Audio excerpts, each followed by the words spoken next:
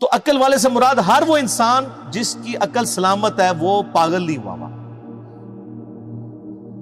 اور جو اپنی عقل کے ہوتے ہوئے اپنی عقل کو استعمال نہ کرے تو اس کو اللہ تعالیٰ نے قرآن میں کہا ہے یہ جانور سے بھی بدتر ہے۔ جی سورۃ الاعراف آیت نمبر 179، وَلَقَدْ ذَرَأْنَا لِجَهَنَّمَ كَثِيرًا مِّنَ الْجِنِّ وَالْإِنسِ، ہم نے جنوں اور انسانوں کی اکثریت پیدا اس لیے کی ہے، الٹیمیٹلی انہوں نے دوزخ میں ہی جانا۔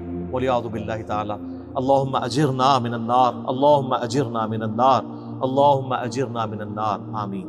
پھر اللہ تعالیٰ ساتھ ہی فرماتا ہے ہم نے انہیں عقل دی تھی یہ سوچتے نہیں، ان کو کان دیے تھے یہ سنتے نہیں، ان کو آنکھیں دی تھی یہ دیکھتے نہیں۔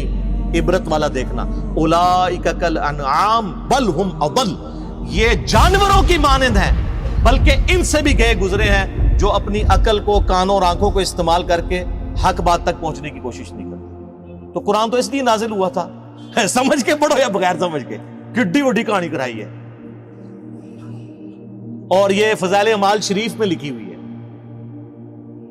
چلو، اور وہ کوئی عام آدمی نہیں، باہر لکھا ہوا ہے شیخ المحدثین، استاذ العلماء، اور یہی تعلیمات ہیں جو صوفیاء نے شروع سے دی ہیں، اور ہم آپ کو رو رو کے بتا رہے ہیں کیا کہ مرنے سے پہلے اے مسلمان کر لے اس پہ غور، کتابوں کا خدا اور ہے، بابوں کا خدا اور۔